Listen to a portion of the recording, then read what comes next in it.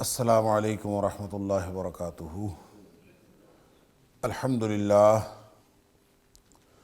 الحمدللہ وکفا وسلام علی عبادہ الذین اصطفیٰ۔ اشہد ان لا الہ الا اللہ وحدہ لا شریک لہ واشہد ان محمدا عبدہ ورسولہ صلی اللہ علیہ وآلہ وسلم۔ اللہم صلی علی محمد وعلی آل محمد کما صلیت علی ابراہیم وعلی آل ابراہیم انکا حمید مجید۔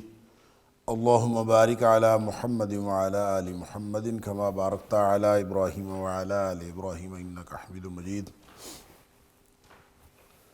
اما بعد فاعوذ باللہ السمیع العلیم من الشیطان الرجیم من ہمزہ ونفخہ ونفثہ۔ بسم اللہ الرحمن الرحیم۔ تاللہ لقد ارسلنا الى من قبلک فزین لهم الشیطان اعمالهم فهو ولیہم اليوم ولہم عذاب علیم۔ اللہ کی قسم، یقیناً ہم نے آپ سے قبل مختلف امتوں میں رسولوں کو بھیجا، پس ان لوگوں کے لیے شیطان نے ان کے اعمال کو مزین کر کے دکھایا، پس وہی شیطان ان کا دوست ہے آج بھی، اور ان کے لیے دردناک عذاب ہے۔ سورۃ النحل کی آیت نمبر 63 سے آج کے سبق کا آغاز اللہ کی توفیق سے ہو رہا ہے، اور جیسا کہ آپ کو معلوم ہے کہ سورۃ النحل کا جو بنیادی موضوع ہے وہ توحید کا اثبات اور شرک کا رد ہے۔ خاص طور پہ اس کی جو پہلی 89 آیات ہیں، آیت نمبر 1 سے لے کر آیت نمبر 89 یعنی 89 تک، اس میں یہ دونوں مضامین ایک دوسرے سے جڑے ہوئے ساتھ ساتھ چلتے ہیں۔ توحید کے لیے دلائل بھی دیے گئے ہیں، اور مشرکین کا ان کے باطل عقائد کا رد بھی کیا گیا ہے، ان کے بہت سارے اوہام اور ابہامات ان کا جواب بھی دیا گیا ہے، بعض جگہ ذکر کر کے اور بعض جگہ ذکر کیے بغیر۔ اور پھر خاص طور پر اس اعتبار سے کہ لوگ توحید کو ماننے والے نہیں بنتے، شرک میں مبتلا ہیں، تو ان کو انذار بھی کیا گیا ہے، اور انذار ڈرانے کو، ڈراوے کو کہتے ہیں، دھمکی کو کہتے ہیں، وارننگ کو کہتے ہیں، تنبیہ کو کہتے ہیں۔ تو تنبیہ بھی کی گئی ہے کہ تمہارے یہ غلط عقائد اور غلط طرز عمل اللہ کی وحدانیت ہی کی نفی نہیں ہے، بلکہ یہ اللہ کے رسول صلی اللہ علیہ وسلم کی رسالت کی نفی بھی ہے، اور یوں یہ پورے دین کی نفی ہے۔ اس سے تم بہت برے انجام سے ہمکنار ہو سکتے ہو، اس بات کا انذار بھی کیا گیا ہے۔ اور پھر ساتھ ہی ساتھ چونکہ مشرکین مکہ نبی اکرم صلی اللہ علیہ وسلم اور آپ کے ساتھیوں کے لیے بہت زیادہ تکلیف کا باعث بن رہے تھے، اور جسمانی طور پر بھی اور ذہنی طور پر بھی ہر طرح سے نبی اکرم صلی اللہ علیہ وسلم کے خلاف اور آپ کی اس دعوت کے خلاف انہوں نے ایک مزاحمتی تحریک شروع کر رکھی تھی، اور جس میں قدم قدم پہ بہت ساری مشکلات تھیں، اور نبی اکرم صلی اللہ علیہ وسلم کی اس دعوتی حکمت عملی کے اندر مختلف قسم کی رکاوٹیں ڈالی جاتی تھیں۔ لہٰذا قرآن نے مختلف مقامات پر نبی اکرم صلی اللہ علیہ وسلم کو مختلف اسالیب میں تسلی بھی دی ہے اور تشفی بھی دی ہے کہ اے اللہ کے حبیب صلی اللہ علیہ وسلم، آپ اللہ کے پسندیدہ بندے ہیں۔ مشکلات کا مطلب یہ ہرگز نہیں ہے کہ آپ کے مشن کے اندر کوئی غلطی ہے، اور نہ ہی نبی اکرم صلی اللہ علیہ وسلم کا وہ جو غم اور افسوس تھا کہ لوگ ایمان لانے والے کیوں نہیں بنتے، اور نبی اکرم صلی اللہ علیہ وسلم اس قدر غم کرتے تھے، اس قدر دکھ تھا آپ کو کہ اللہ تعالیٰ فرماتا ہے کہ آپ تو شاید اپنے آپ کو ہلاک کر بیٹھیں گے۔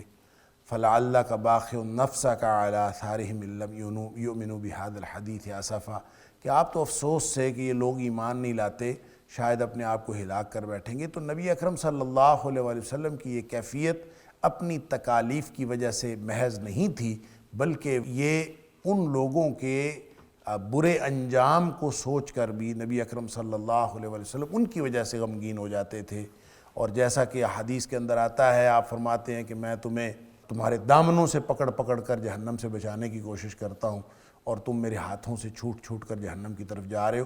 یہ تھی اصل میں نبی اکرم صلی اللہ علیہ وآلہ وسلم کی وہ تکلیف اور آپ کی وہ جو غم اور درد کی وجہ۔ تو بہرحال اللہ تعالیٰ نے جہاں مختلف مقامات پر بہت ساری آیات قرآن حکیم میں اس حوالے سے آئی ہیں جو ہم پڑھ بھی چکے ہیں، آگے بھی آئیں گی، اور نبی اکرم صلی اللہ علیہ وسلم کو تسلی دی جا رہی ہے، اور تسلی میں ایک تاریخی حوالہ جو ایک خاص اسلوب ہے کہ تاریخی حوالہ اللہ کریم دیتے ہیں کہ پہلے بھی نبی آئے، پہلے بھی نبیوں کی مخالفت کی گئی، یعنی یہ کوئی نئی اور انوکھی بات نہیں ہے، نہ آپ نئے اور نرالے رسول ہیں، آپ انبیاء کے تاجدار ہیں، آپ خاتم النبیین ہیں، آپ آخری نبی ہیں، لیکن آپ سے پہلے حضرت آدم علیہ السلام سے لے کر حضرت عیسیٰ علیہ السلام تک نبی آتے رہے، اور ان کے بھی مخالفین اسی طرح سے مخالفت کرتے رہے۔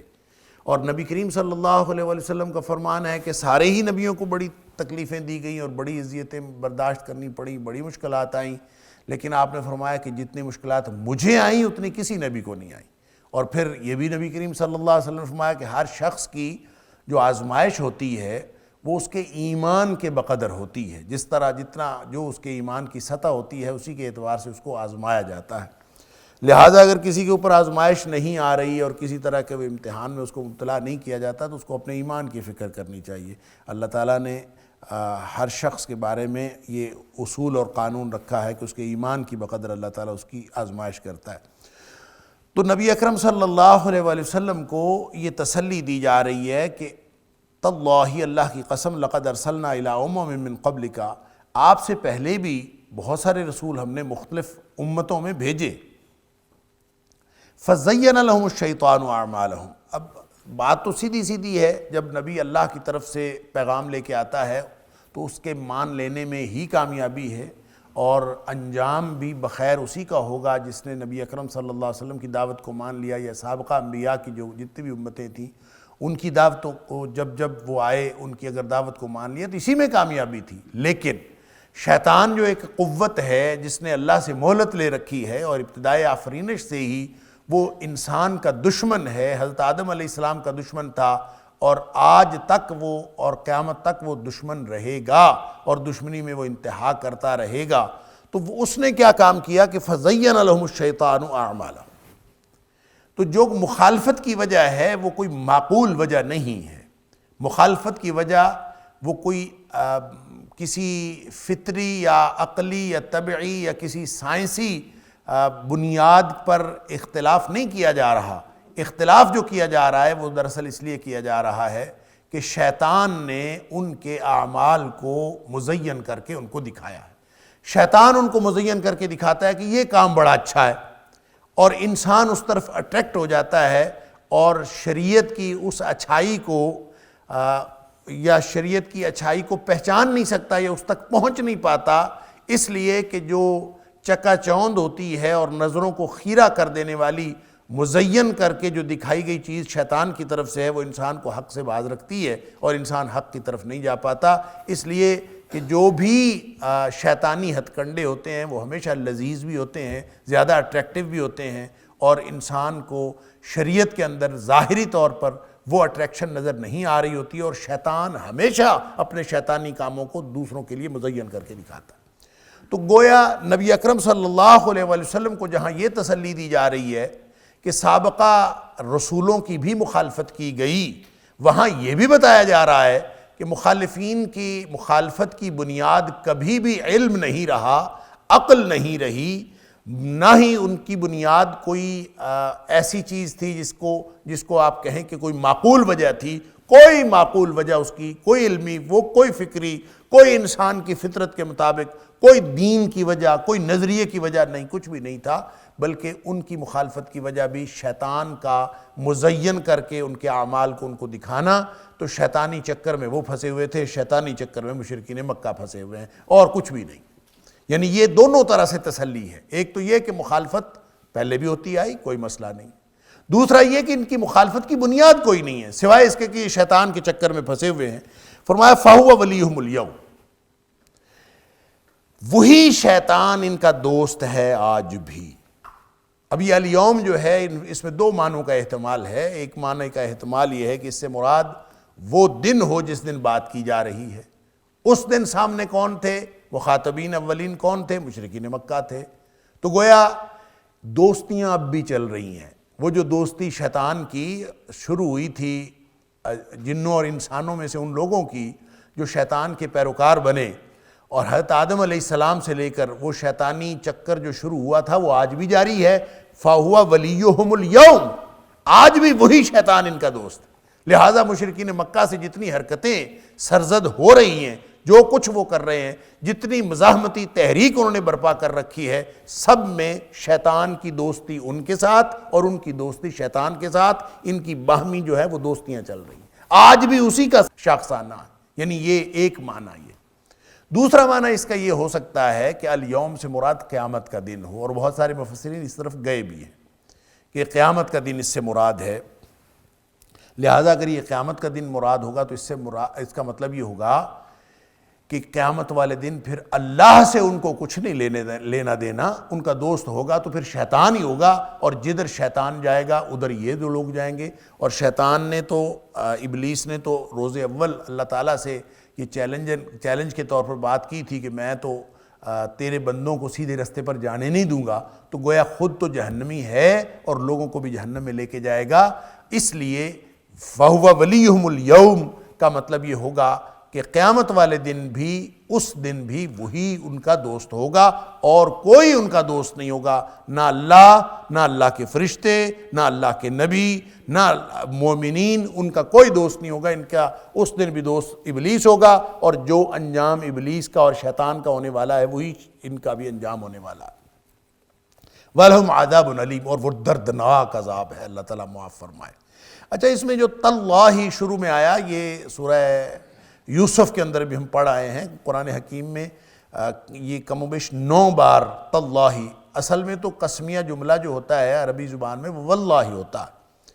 تو واللہ قسم کے طور پر واو، لیکن واو کو تا سے بدل دینا، علامہ طبری نے لکھا ہے کہ یہ عربوں کا قاعدہ ہے کہ وہ وا کو تا سے بدل دیتے ہیں. اس کی انہوں نے بہت ساری مثالیں بھی لکھی ہیں. مثال کے طور پر وہ کہتے ہیں کہ یہ جو تورات کا لفظ ہے، تورات، یہ بھی دراصل اس کا مادہ جو ہے واو را تا ہے، اور یہ وریت سے یہ لفظ جو ہے وہ تورات واو بدلا ہے تا سے، تو یہ تورات بنا. اسی طرح سے جو تراث ہے اس کا بھی مادہ واو را تھا ہے، وارثہ یارثو سے ہے، اور اس میں تراث وہ کہتے ہیں یہ بھی اسی سے بدلا ہے. بہرحال اس طرح کی مثالیں انہوں نے دی ہیں. مطلب یہ کہ جب تاللہ آئے تو کوئی ذرہ بھر بھی اس میں معنی کے اندر کنفیوژن اور ابہام نہیں ہے کہ جو معنی واللہ کا ہے وہی معنی تاللہ کا ہے. لہٰذا یہ عربوں کا قاعدہ ہے، اور قرآن نے اس کو استعمال کیا ہے، اور قرآن میں کم از کم 9 مرتبہ یہ جو استعمال ہوا ہے. سورہ یوسف کے اندر، صرف سورہ یوسف کے اندر یہ میرا خیال 4 دفعہ تو وہاں استعمال ہوا ہے، اور باقی 5 دفعہ باقی قرآن میں. تو اس کا مطلب یہ ہوگا کہ تاللہ اور واللہ کے اندر کوئی فرق نہیں ہے. ہم کوئی ایسا قرینہ بھی نہیں بنا سکتے کہ واللہ کہاں استعمال ہوتا ہے اور تاللہ کہاں استعمال ہوتا ہے. یہ دونوں الفاظ بس مترادف ہیں، اور جہاں واللہ استعمال ہو یا تاللہ استعمال ہو معنی کے اعتبار سے ایک ہیں. اللہ کی قسم اس سے مراد ہوتا ہے. وَمَا أَنزَلْنَا عَلَيْكَ الْكِتَابَ إِلَّا لِتُبَيِّنَ لَهُمُ الَّذِي اخْتَلَفُوا فِيهِ وَهُدًى وَرَحْمَةً لِقَوْمٍ يُؤْمِنُونَ. اور نہیں نازل کیا ہم نے آپ کی طرف کتاب کو الا مگر لتبین لہم، تاکہ آپ واضح کر دیں، بیان کر دیں ان کے لیے الذی اختلفوا فیہ، وہ باتیں جس کے بارے میں یہ اختلاف کرتے ہیں، ان کے اختلاف کی باتیں آپ ان پر واضح کر دیں. اس لیے ہم نے آپ کے اوپر کتاب نازل کی ہے. وہدم و رحمہ، اور یہ کتاب ہدایت ہے اور رحمت ہے لقوم یؤمنون، اہل ایمان کی قوم کے لیے، جو ایمان والی قوم ہے اس کے لیے.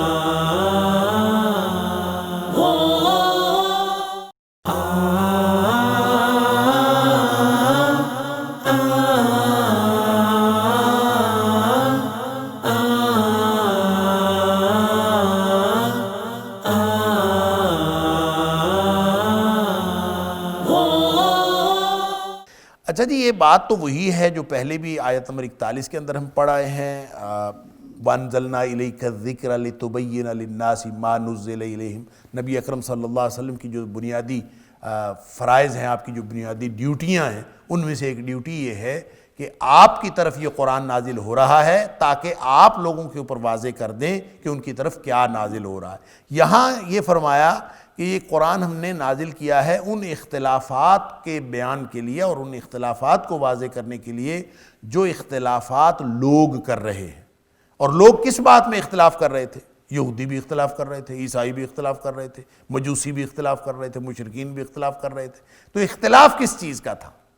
اختلاف تھا تو توحید پہ تھا، اختلاف تھا تو رسالت پہ تھا، لہٰذا اختلاف تھا تو فرشتوں کی نوعیت پہ تھا، اختلاف تھا تو جتنی مظاہر فطرت ہیں ان کی قدرت و طاقت پر تھا، اختلاف تھا تو مخلوق کے اس کائنات میں تصرف پر تھا، اختلاف تھا تو اللہ کی صفات کے بارے میں تھا، اختلاف تھا تو لوگوں کو جب اللہ کی وحدانیت کے بارے میں اور اللہ کی قدرت کے بارے میں جو لوگوں کا ابہام تھا اس کے بارے میں اختلاف تھا۔ لہٰذا جب اللہ کے رسول صلی اللہ علیہ وسلم تشریف لے آئے اور آپ نے یہ قرآن پیش کر دیا، اپنی دعوت پیش کر دی، اپنے کردار کے ذریعے سے پیش کر دی، تو اس کا نتیجہ یہ نکلا کہ گویا ہر وہ نقطہ اختلاف جو توحید کے بارے میں تھا، جو رسالت کے بارے میں تھا، جو عقائد و ایمانیات کی قبیل سے تھا یا عبادات کی قبیل سے تھا یا معاملات کی بات تھی، ہر اختلاف کا حل مل گیا جب نبی اکرم صلی اللہ علیہ وسلم نے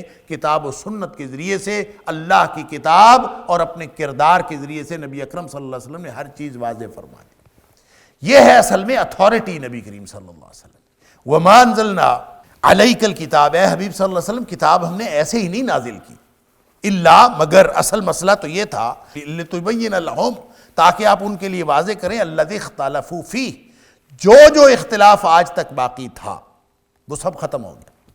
اب گویا اس کا مطلب ہے کہ ما قبل کی بات کریں تو بھی اختلاف باقی تھا، ما بعد کی بات کریں تو بھی اختلاف باقی ہونے کے امکانات ہیں۔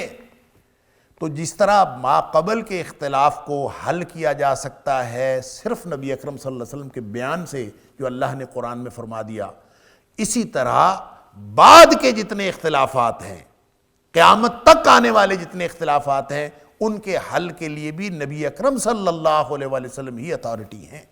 لہٰذا اگر کوئی شخص کسی اور طرح سے اختلاف حل کرنے کا کوئی طریقہ بتاتا ہے، وہ اختلاف کو حقیقت سمجھ کے اپنا لینے کا مشورہ دیتا ہے یا اختلاف کو اپنی فطرت کا اور اپنے معاشرے کا ایک لازمی جز قرار دے کے اسی کے اوپر اکتفا کر بیٹھتا ہے، تو یہ دین کا مزاج نہیں ہے۔ دین کا مزاج اختلاف ختم کرنے کا ہے، اور اختلاف ختم کرنے کے لیے ایک ہی ذات ہے جن کی بات پر اختلاف ختم ہو سکتا ہے، اور وہ ہے نبی اکرم صلی اللہ علیہ وسلم کی ذات اقدس۔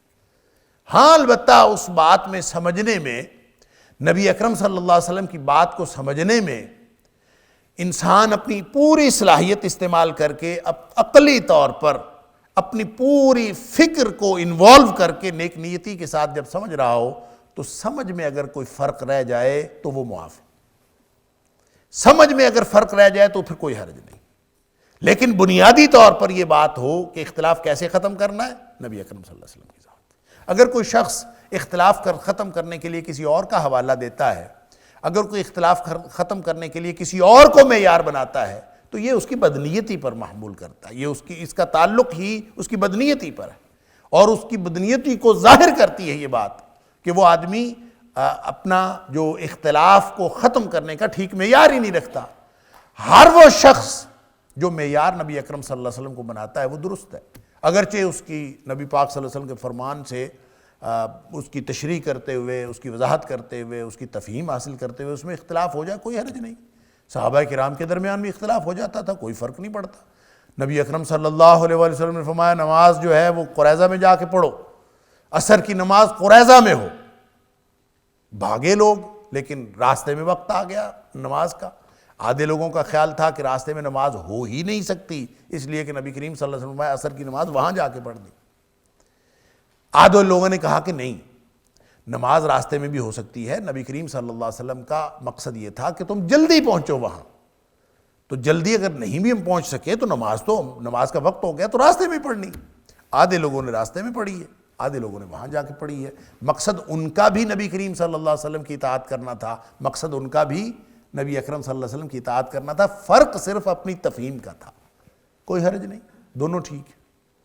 لہذا کوئی شخص تفہیم حاصل کرنے میں غلطی کر جائے تو کوئی اس کے لیے حرج نہیں ہے، وہ گنہگار نہیں ہے اگر وہ نیک نیتی سے اپنی پوری صلاحیتیں صرف کر کے نبی اکرم صلی اللہ علیہ وسلم کو معیار بنا کے انہی سے سمجھنے کی کوشش کرتا ہے.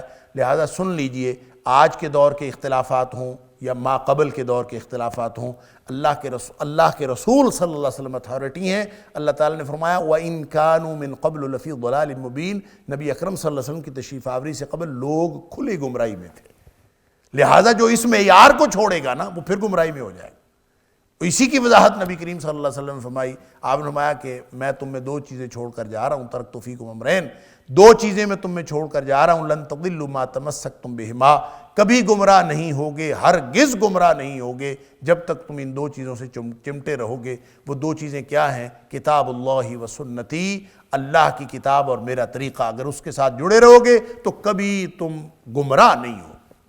اختلاف پھر بھی ہو سکتا ہے، تفہیم کتاب میں اختلاف ہو سکتا ہے، تفہیم فرمان رسول میں اختلاف ہو سکتا ہے، لیکن پھر گمراہی سے انسان بچ جاتا ہے اگر وہ معیار اس بات کو بنا لے کہ جو نبی اکرم صلی اللہ علیہ وسلم دے دیا بس اسی کو لے لو. وما آتاکم الرسول فخذوہ وما نہاکم عنہ فانتہوا. یہ ہے اصل میں ان سارے اختلافات کا حل کہ جو اختلافات ما قبل کے ہوں یا ما بعد کے ہوں. فرمایا وما انزلنا علیک الکتاب الا لتبین لهم الذی اختلفوا فیہ. اب جو عقائد و ایمانیات کی بات تھی، جو میں نے عرض کیا کہ معاملات کی بات ہو یا عبادات اور آداب کی بات ہو، اللہ تعالیٰ کی صفات کی بات ہو، یعنی آپ اگر اس دور کے گمراہ فرقے اور باطل فرقوں کی جتنی بحثیں اس وقت چل رہی تھیں اس میں سب سے بڑا مسئلہ تو شرک تھا. یعنی عرب کے اس معاشرے میں جو سب سے بڑا مسئلہ تھا وہ تو شرک تھا. اور مشرک جب کوئی کام کرتا ہے نا تو وہ کسی معقول وجوہ کی بنیاد پر نہیں کرتا. شرک کا تعلق عقل اور دانش کے ساتھ کوئی نہیں ہے. یعنی اور جب بھی جہاں کہیں بھی عقل اور دانش کی بات ہوگی تو کسی بھی پیمانے پر انسانیت کے جو اللہ تعالیٰ نے عقل اور دانش کے معیارات بنائے ہیں ان میں سے کسی بھی معیار پر شرک کبھی پورا نہیں اترتا. لہٰذا جب بھی دانش اور عقل کا تقاضا بھی ملحوظ رکھ لیا جائے گا، اللہ کی وحی کا تقاضا نہ بھی ملحوظ رکھا جائے تو اللہ نے انسان کی فطرت جس سٹینڈرڈ پہ پیدا کی ہے وہ ہے ہی توحید کی طرف مائل. اس کے لیے بے شمار مثالیں دی جا سکتی ہیں. آپ اگر قدیم یونانی تہذیب کو دیکھ لیجئے تو ابتداً تو وہ بھی ہزاروں اور کروڑوں خداؤں کو ماننے والے تھے، بالکل اسی طرح جس طرح ہمارے پڑوس میں پائی جانے والی جو ہندو تہذیب ہے جس طرح یہ قدیم ترین تہذیبوں میں سے ہے اور کئی کروڑ یعنی 33-34 کروڑ خداؤں کو ماننے والے آہستہ آہستہ سب نے وحدانیت کی طرف سفر کیا ہے، چاہے انہوں نے کسی وحی الہی کے تقاضے کو ملحوظ رکھا ہے چاہے نہیں رکھا. لہٰذا آپ فکر یونان کو ہی دیکھ لیجئے. یعنی پہلے ایک بہت بڑا وسیع یعنی ذخیرہ تھا خداؤں کا، پھر آہستہ آہستہ کم ہوتا گیا، پھر خدائی کنبے کا تصور آیا، 8ویں صدی قبل مسیح میں خدائی کنبے کا تصور آیا، پھر کرتے کرتے اور کم ہوا. پھر جب ایلیائی فلسفی آئے ہیں تو انہوں نے وحدت الوجود کا تصور دیا. انہوں نے کہا بھی نہیں، خدا تو ایک ہے اور وہ اس پوری کائنات کے اندر جاری و ساری ہے. وہی وحدت الوجود جو بعد میں بہت سارے جو اسلام کا دعویٰ کرنے والوں کو بھی اٹریکٹ کیا اور پھر وہ اسلام کا روپ دھار کر وہ ہمارے مسلمانوں کے اندر بھی آ گیا. اللہ تعالیٰ معاف فرمائے. یہ بات سوچ لی تھی ایلیائیوں نے قبل مسیح، یعنی آپ دیکھ لیں کہ 5ویں 6ٹھی صدی قبل مسیح کی بات ہے جب آپ کو وحدت الوجود کے جو آثار ملتے ہیں فکری طور پر. لیکن بہرحال آہستہ آہستہ لوگ وحدانیت کی طرف آئے. یعنی صرف یہ نہیں ہے کہ وحی الہی کا تقاضا آیا ہے تو لوگوں کو وحدانیت سمجھ آئی ہے، بلکہ لوگوں نے عقل و فطرت کے تقاضے کو بھی اگر ملحوظ رکھا ہے تو لوگ کثرت سے شرک سے وحدت کی طرف آئے ہیں. لہٰذا یہ الگ بات ہے کہ ہم موسٹ ڈیولپڈ فلسفی جو ہے، جو نقطہ عروج ہے یونانی فلسفے کا، یعنی سقراط، افلاطون اور ارسطو، جب ہم اس کو دیکھتے ہیں تو بھی ہمیں خدا کا کوئی کامل تصور ان کے ہاں نظر نہیں آتا، بڑے ہی ناقص تصورات ہیں، لیکن ایک خدا کا تصور بہرحال ان کے اندر موجود ہے، اور وہ کثرت سے وحدت کی طرف آئے۔ گویا وحدانیت الہ کا تصور اور شرک کا رد، یہ تو انسان کی فطرت کے اندر موجود ہے، انسان کی عقل و دانش، جب انسان عقل و دانش کے تقاضے کو ملحوظ رکھے گا تو بھی اس کو اس طرف آنا پڑے گا، اور اگر وہ وحی الہی کے تقاضوں کو ملحوظ رکھے اور نبی اکرم صلی اللہ علیہ وآلہ وسلم کو معیار بنا لے تو دنیا کائنات کے سارے سوالات کا حل موجود ہے۔ ہر وہ سوال جس کا جواب اس دنیا میں ممکن ہے وہ شریعت اسلامیہ نے دے دیا۔ وہ باتیں جن کا جواب لینا ہی ضروری نہیں، جن کا جواب حاصل کرنا ہی ضروری نہیں، بلکہ جس کے بارے میں غور و فکر کرنا ہی ضروری نہیں، اس کے بارے میں شریعت کہتی ہے خاموش ہو جاؤ۔ ہر سوال جواب کے لیے نہیں ہوتا۔ نبی اکرم صلی اللہ علیہ وآلہ وسلم نے فرمایا تفکروا فی الخلق ولا تفکروا فی الخالق، مخلوق کے اندر غور و فکر کیا کرو، مخلوق کو دیکھو، خالق کو پہچانو۔ خالق کے بارے میں غور و فکر نہ کرو، وہ کتنا بڑا ہے، کہاں بیٹھا ہے، کیسا ہے، اس کی کیفیات کیا ہیں۔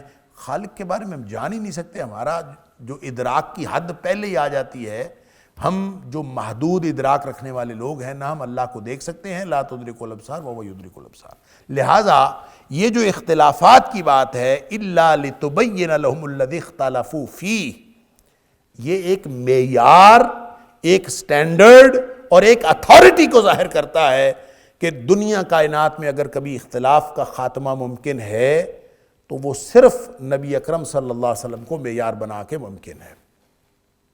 وَهُدًى وَرَحْمَةً لِقَوْمٍ يُؤْمِنُونَ۔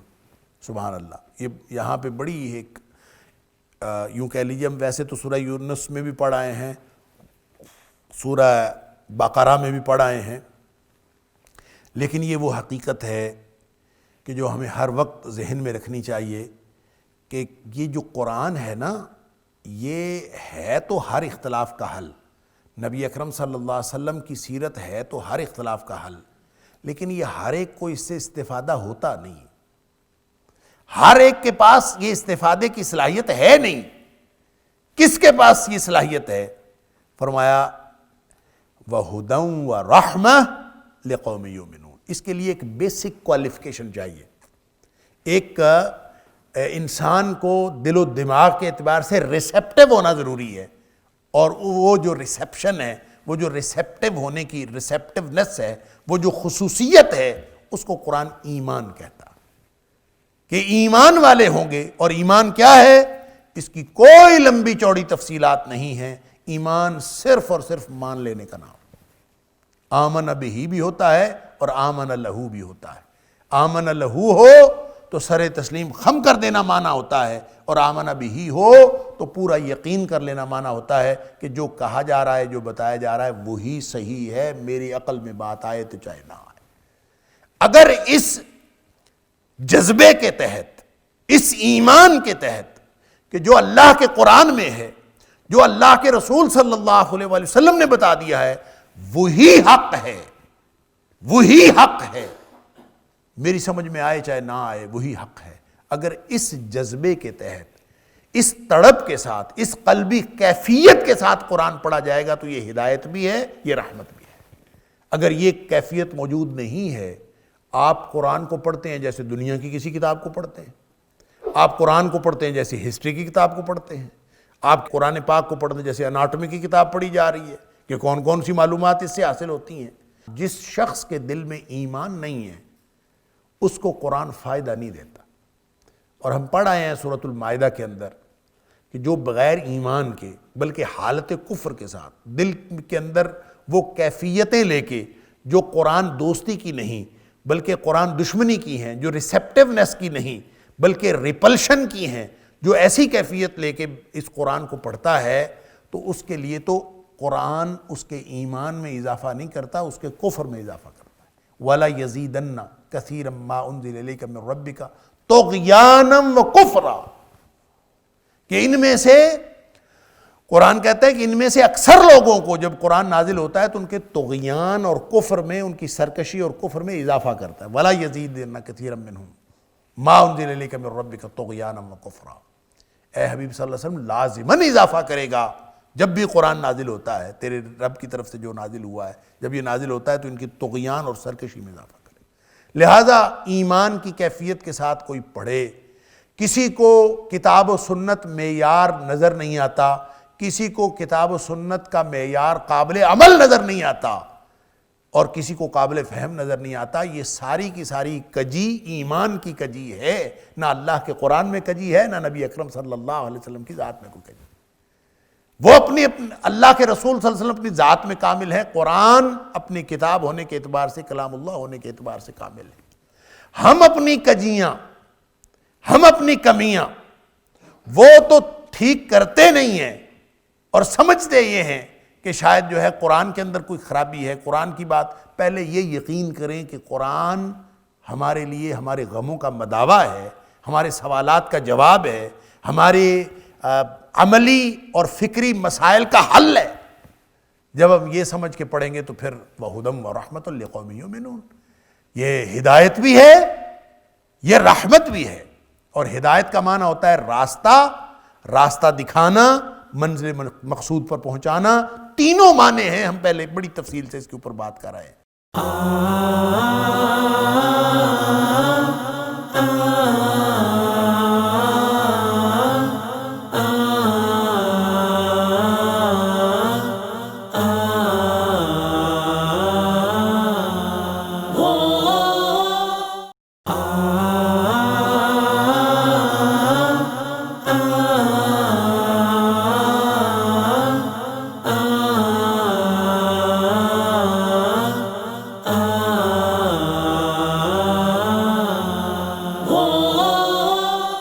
لہٰذا اس کے لیے جو ایمان کے ساتھ قرآن کو پڑھتے ہیں، ایمان کے ساتھ نبی اکرم صلی اللہ علیہ وسلم کی ذات کے ساتھ جڑتے ہیں، ان کے لیے راستہ بھی بن جاتا ہے، ان کے لیے راستہ دکھا بھی دیا جاتا ہے، ان کو منزل مقصود پر پہنچا بھی دیا جاتا ہے۔ وَالرَّحْمَةِ، رحمت کا معنی ہوتا ہے لپیٹ میں لے لینا، ڈھانپ لینا۔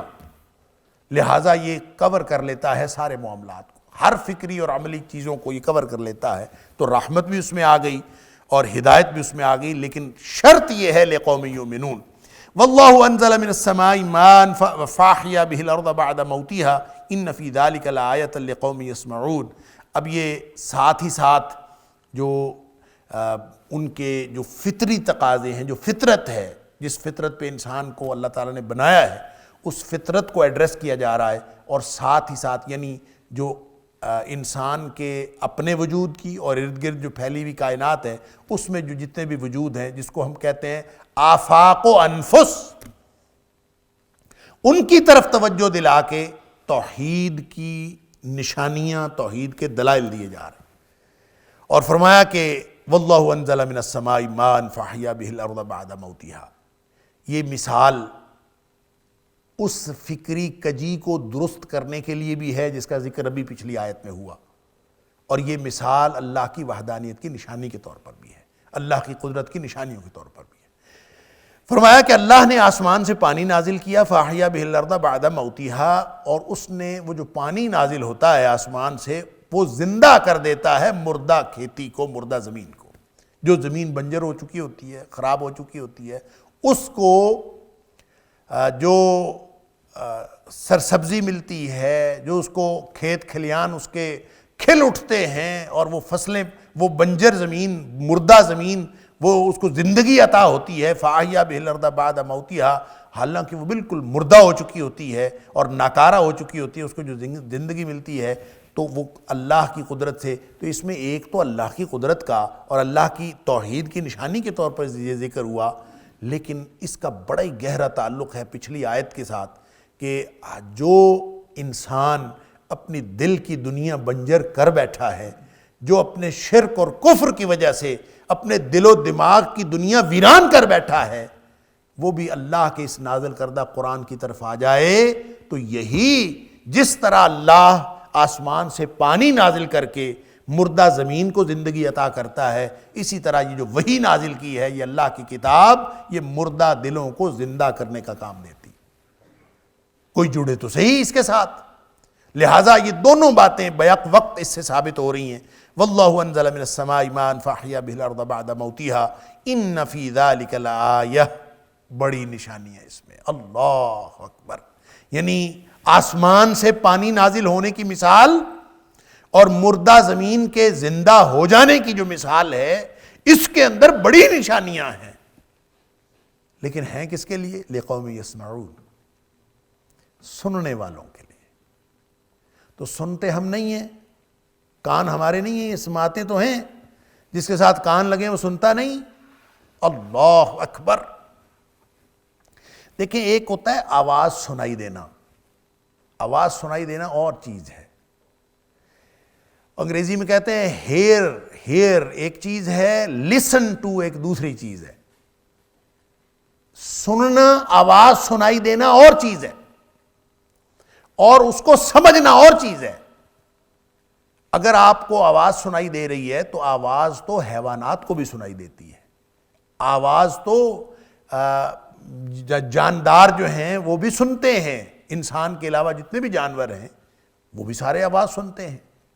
اللہ اکبر. جیسے اللہ تعالیٰ نے سورہ آل عمران میں غالباً فرمایا یا سورہ بقرہ میں ہے کہ وہ سنتے نہیں ہیں. جن کو آپ پکارتے ہیں ان کو اللہ کے علاوہ جس مخلوق کو بھی پکارا جاتا ہے وہ سنتے تو ہیں، لیکن کیا سنتے ہیں؟ دعا و ندا. یعنی آواز سنتے ہیں بس. دعا قریب سے پکارنے کو کہتے ہیں، ندا دور سے پکارنے کو کہتے ہیں. آپ کسی کو آواز دیں تو آواز آخر دیواروں سے بھی تو ٹکرا رہی ہے نا، تو آواز جانوروں کے سے کی سماعتوں سے بھی ٹکراتی ہے. ان کو پتہ تو چلتا ہے آپ کچھ بھی کہیں، بھینس ہو، گائے ہو، بکری ہو، کوئی جانور، کوئی درندہ ہو، آپ کچھ بھی کہیں وہ آواز تو سنتا ہے. لیکن کیا وہ سمجھتا ہے؟ یہ ہے فرق انسان کا اور باقی مخلوقات کا. اللہ اکبر. اگر انسان بھی صرف آواز ہی سنتا ہے نا، اس کو سمجھتا نہیں ہے، گویا دل کے کانوں سے نہیں سنتا، تو جو اس کو سوچ سمجھ کر نہیں سنتا وہ ایسے ہی ہے جیسے کان ہونے کے باوجود نہیں سنتا. اللہ اکبر. وَلَهُمْ آذَانٌ لَا يَسْمَعُونَ بِهَا. اللہ تعالیٰ فرماتا ہے کان تو ہیں، سنتے کوئی نہیں ہے. کیا مطلب؟ بہرے ہو گئے؟ بہرے نہیں ہیں. کانوں سے تو سماعتوں سے چیز ٹکراتی ہے، دل و دماغ کے اوپر اثر نہیں کرتی. تو فرمایا کہ یہ جو نشانیاں نظر آتی ہیں، یہ جو تفہیم کتاب ہے، جن لوگ یہ نشانیوں کی جو اپلیکیشن ہے، یہ جو تمثیلات کے ذریعے سے اللہ تعالیٰ نے اپنی وحدانیت کا درس دیا ہے، یہ سمجھ کس کو آتا ہے؟ یہ صرف اس کو آتا ہے لقوم یسمعون، جو دل کے کانوں سے سنتے ہیں، جو سنتے ہیں اور انسان کی جو سطح اللہ تعالیٰ نے اشرف المخلوقات کی بنائی ہے اس کے مطابق سنتے ہیں. صرف پکارنا نہیں، صرف وہ نہیں جو کان میں بات پڑ گئی بس ٹھیک ہے، آواز نہیں، اس کو سمجھتے ہیں، اس کی تفہیم حاصل کرتے ہیں. لقوم یسمعون کا مطلب یہی ہے. لفظی معنی تو یہ ہے کہ سننے والوں کو جو ہے وہ یہ سمجھ میں آتی ہیں ساری نشانیاں. اور سننے والا کون ہے؟ ظاہر ہے کہ وہ سننے والا جس کو قرآن نے کہا کہ وہ سننے والا ہے، اور وہ جو صرف آواز سنتا ہے وہ تو نہیں سنتا. اور لہم قلوب لا یفقہون بہا، ان کے پاس دل بھی ہیں، اسے سمجھتے نہیں ہیں. وَلَهُمْ أَعْيُنٌ لَا يُبْصِرُونَ بِهَا، ان کی آنکھیں ہیں لیکن دیکھتے نہیں ہیں. اور ان کے کان ہیں لیکن وہ سنتے نہیں ہیں. وَلَهُمْ آذَانٌ لَا يَسْمَعُونَ بِهَا، اور ان کے آنکھیں بھی ہیں لیکن دیکھتے نہیں ہیں. اللہ اکبر. پھر فرمایا اولئک کالانعام، گویا وہ کیسے دیکھ رہے ہیں؟ جانوروں کی طرح. سن کیسے رہے ہیں؟ جانوروں کی طرح. جب جانوروں کی طرح کوئی دیکھ رہا ہے، اس کو کیا پتا اس کے سامنے کیا ہے؟ اس کے سامنے ہیرا رکھ دیں، اس کے سامنے انگارہ رکھ دیں، جانور دیکھ تو دونوں کو رہا، اس کو کیا پتا کہ دونوں میں کیا فرق ہے؟ البتہ انسان جب دیکھے گا تو اس کو فرق پتا چلے گا. کیوں؟ یہ دل و دماغ اور اللہ کے دیے ہوئے شعور کو استعمال کر کے دیکھتا ہے. لہذا فرمایا لِنَّ فِي ذَلِكَ لَآیَةً لِقَوْمٍ يَسْمَعُونَ، جو دل کے کانوں سے سنتے ہیں اور اللہ کے دیے ہوئے شعور کو استعمال میں لاتے ہوئے سنتے ہیں. اور انسانیت کا جو وظیفہ ہے وہ یہی ہے. ان کے لیے پھر نشانیاں، وگرنہ تو کسی کو نہیں. پھر نشانیاں ہیں تو پھر نشانی صرف وہ تو نہیں ہے. اس پوری کائنات میں غور و فکر کرو، ہر چیز میں نشانیاں ہیں. تو پہلے بھی اللہ کریم نے، پیچھے بھی سورۃ النحل کے اندر کچھ نشانیاں توحید کے دلائل کے طور پر پیش کی، یہاں بھی کچھ نشانیاں اللہ کریم نے توحید کے دلائل کے طور پر پیش کی۔ تھوڑا سا آدمی غور و فکر کر لے، اور نشانیاں تو یہ پوری کائنات نشانیاں ہیں، ہر چیز کے اندر نشانیاں ہیں۔ اور جیسے سورہ یوسف کی آیت میں بار بار دہراتا ہوں، وَكَأَيٍّ مِّنْ آیَةٍ فِي السَّمَاوَاتِ وَالْأَرْضِ يَمُرُّونَ عَلَيْهَا، کتنی ہی نشانیاں ہیں زمین و آسمان کی جس پر ہر روز لوگ گزرتے ہیں۔ یمرون علیہا، کیا مطلب؟ روزمرہ کی چیزوں میں بھی نشانیاں۔ یہ میرے سامنے مائک پڑا ہے، یہ بھی اللہ کی نشانیوں میں سے نشانی ہے۔ یہ گھڑی پڑی ہے، یہ بھی اللہ کی نشانیوں میں سے نشانی۔ لائٹیں آن ہیں، یہ بھی اللہ کی نشانیوں میں سے نشانی۔ ہماری اپنی صلاحیتیں، یہ بھی اللہ کی نشانیوں میں سے نشانی۔ آپ غور و فکر کرتے جائیں، جس پہ بھی غور و فکر کریں گے آپ کو سوائے اللہ کی وحدانیت اور اس کی قدرت کی نشانی کے اور کچھ نظر نہیں آئے۔ حقیقت کیا ہے انسان کی؟ حقیقت کیا ہے اس ارد گرد پھیلی ہوئی کائنات کی؟ حقیقت کیا ہے اس ٹیکنالوجی کی جس کے اوپر جدید دور کے انسان کو بڑا ناز ہے؟ ساری ٹیکنالوجی دھری کی دھری رہ جاتی ہے، ایک دم سب کچھ ختم ہو جاتا ہے، ساری قدرت اور طاقت تو اس کے پاس ہے۔ یہ ہیں نشانیاں اگر انسان اس اعتبار سے دیکھے تو۔ فرمایا وَإِنَّ لَكُمْ فِي الْأَنْعَامِ لَعِبْرَةً، ایک بہت بڑا سامان عبرت تو تمہارے چوپایوں میں ہے۔ وَإِنَّ لَكُمْ، اور بے شک تمہارے لیے، فِي الْأَنْعَامِ، تمہارے جو چوپائے ہیں، انعام سے مراد وہ چوپائے جو چرنے والے جانور ہوتے ہیں۔ اس سے مراد عام طور پر بھیڑ، بکری، اونٹ اور گائے، یہ چار لیے جاتے ہیں۔ لعبرہ، آپ ان کو دیکھ لے، اس کے اندر بھی تمہارے لیے نشانیاں ہیں۔ کبھی سوچا ہے کیا نشانیاں؟ کوئی طرح کی نشانیاں ان کی بناوٹ میں۔ اللہ اکبر، افلا ينظرون الى الابل كيف خلقت، کبھی غور کیا ہے اونٹ کو بنایا کیسے ہے، کیسے وہ پیدا کیا گیا ہے؟ اس کی شیپ دیکھیں، اس کی ٹانگیں دیکھیں، اس کی اور اونٹ جس طرح صحرائی جہاز اس کو کہا جاتا ہے، اور جس طرح وہ انسانوں کو کام دیتا ہے صحرا کے اندر، شاید بڑی بڑی مشینری جو ہے وہ فیل ہو جاتی ہے، اور یہ اللہ کی بنائی ہوئی مشینری یہ پھر بھی چلتی رہتی ہے۔ اللہ تعالیٰ نے یعنی توجہ دلائی ہے، اور غور و فکر کرو، غور و فکر کی توجہ دلائی۔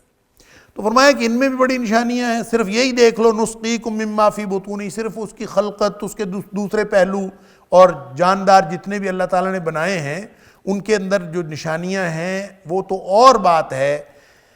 ایک بات یہی سوچ لو کہ نسقیکم مما فی بطونہ من بین فرث ودم لبنا خالصا سائغا للشاربین، یعنی یہاں پہ بالکل ایک اسپیسیفک نشانی کی طرف توجہ دلائی، وگرنہ نشانیاں تو بہت ہیں جانوروں کے بارے میں۔ اللہ تعالیٰ نے یہ بھی فرمایا سورہ یاسین کے اندر کہ اللہ تعالیٰ فرماتا ہے کہ یہ جو جتنے بھی انعام ہم نے پیدا کیے، ہم نے مما عملت ایدینا انعاما، یہ ہم نے پیدا کیے اپنے ہاتھوں سے، فہم لہا مالکون، لوگوں کو اس کا مالک بنا دیا۔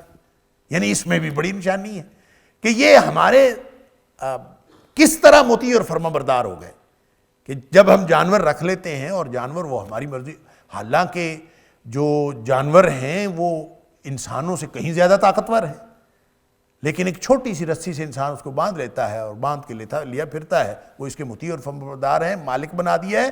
کس نے مالک بنایا ہے؟ اس نے بنایا ہے۔ وَذَلَّلْنَاهَا لَهُمْ فَمِنْهَا رَكُوبُهُمْ وَمِنْهَا يَأْكُلُونَ، اس کو جو مطیع اور فرمانبردار بنایا ہے یہ ہم نے بنایا ہے، لہٰذا کبھی وہ سواری بھی آپ کو کرنے دیتا ہے، کبھی وہ دودھ بھی دونے دیتا ہے، اس سے آپ کو بہت سارے فائدے، وَلَكُمْ فِيهَا مَنَافِعُ وَمَشَارِبُ أَفَلَا يَشْكُرُونَ، لوگوں کے لیے کتنے فائدے ہیں اس کے اندر۔ اللہ اکبر۔ تو بہرحال ان ساری نشانیوں، ان سارے پہلوؤں سے قطع نظر یہاں ایک بڑا اسپیسیفک نشانی کی طرف توجہ دلائی ہے کہ تم اس کی طرف ہی دیکھ لو کہ اللہ تعالیٰ کی قدرت کی نشانی، نسقیکم، ہم تمہیں پلاتے ہیں، مما فی بطونہ، اس کے پیٹ میں جو کچھ ہے، من بین فرث و دمن، گوبر اور خون کے درمیان، من بین فرث و دمن، گوبر اور خون کے درمیان، لبنا خالصا، ایسا خالص دودھ پلاتے ہیں تمہیں، سائغا للشاربین، جو کتنا ہی خوش ذائقہ ہے، پینے والوں کو بہت ہی پسند آتا ہے۔ آپ اندازہ کیجئے کہ خوراک وہی کھائی، اور خوراک کھانے کے بعد وہ پیٹ میں گئی، معدے میں گئی، اسی سے فضلہ بنا، اسی سے گوبر بنا، اسی سے پیشاب بنا، اسی سے گوشت بنا، اسی سے خون بنا اور اسی سے خالص بڑا مزیدار اور حلق سے آرام سے نیچے اتر جانے والا اور ہر شخص کے لیے اٹریکٹیو اور خوشگوار اور خوش ذائقہ دودھ بھی اللہ تعالیٰ نے خالص دودھ بنا دیا۔ تو دیکھیں تو صحیح، کبھی کسی جانور کو ذبح کر کے دیکھیں فیکٹری کہاں لگی ہوئی ہے دودھ کی، یعنی اس کو ذبح کریں اور کہیں آپ کو دودھ نظر آئے گا؟ کوئی نہیں، اس میں سے کوئی نہیں ملتا۔ وہاں تو گوشت ہے، گوبر ہے، خون، گوبر نکل آئے گا، اس میں سے خون بھی نکل آئے گا، گوشت بھی نکل آئے گا، دودھ کوئی نہیں نکلتا۔ یعنی کبھی ذبح کر کے جانور دیکھیں کبھی دودھ نکلا ہے؟ کبھی بھی نہیں نکلا۔ وہ پلاتا ہے تمہیں، نسقیکم، ہم تمہیں پلاتے ہیں۔ تو اس پر ایک غور و فکر کر لیجئے، جو فیکٹری لگی بھی ہو تو اسی نے لگائی ہے، اندر فیکٹری مل بھی جائے تو اسی نے لگائی ہے، تو تم تو وہ فیکٹری بھی نہیں ڈھونڈ سکتے نا دودھ بنتا کیسے ہے۔ اللہ اکبر! آج تک کوئی سائنس دنیا کی وہ یہ اندازہ نہیں کر سکتی یہ دودھ بن کیسے جاتا ہے، اور کبھی وہی خوراک کھلا کے کوئی دودھ بنا نہیں سکتا۔ یعنی یہ رہتی دنیا تک کے لیے چیلنج ہے کہ آپ خود ساختہ دودھ جتنے مرضی بناتے جائیں، جو اللہ نے جانوروں کے پیٹ میں سے گوبر اور خون کے درمیان میں سے جو دودھ نکالا ہے، اللہ اکبر، اس کا کوئی متبادل ممکن ہی نہیں۔ ہر سفید چیز تو دودھ نہیں ہوتی نا، آپ سفید مشروب کوئی بھی بنا سکتے ہیں لیکن وہ دودھ نہیں ہوتا۔ سنا ہے پاکستان میں تو بڑی فیکٹریاں لگی ہوئی ہیں دودھ بنانے کی، تو وہ مراد نہیں ہے۔ لبنن خالصاً مراد، خالص دودھ جو اللہ تعالیٰ اس فیکٹری سے نکالتا ہے جس کا کوئی عطا پتہ کسی کو نہیں ہے، من بین فرث و دم، خون اور گوبر کے درمیان سے وہ نکل آتا ہے۔ جو اونٹ کھا رہا ہے، جو بکری کھا رہی ہے، جو گائے کھا رہی ہے، جو بھینس کھا رہی ہے، ان کو آپ کھلاتے جائیں اور اس میں دیکھیں دودھ کی خصوصیات کہاں ہیں، تو آپ کو کہیں دودھ کی خصوصیات نہیں ملیں گی۔ اللہ، یہ ہے وہ نشانی، وَإِنَّ لَكُمْ فِي الْأَنْعَامِ لَعِبْرَةً، یعنی اس میں سامان عبرت ہے، سامان نصیحت ہے، اس میں دیکھیں۔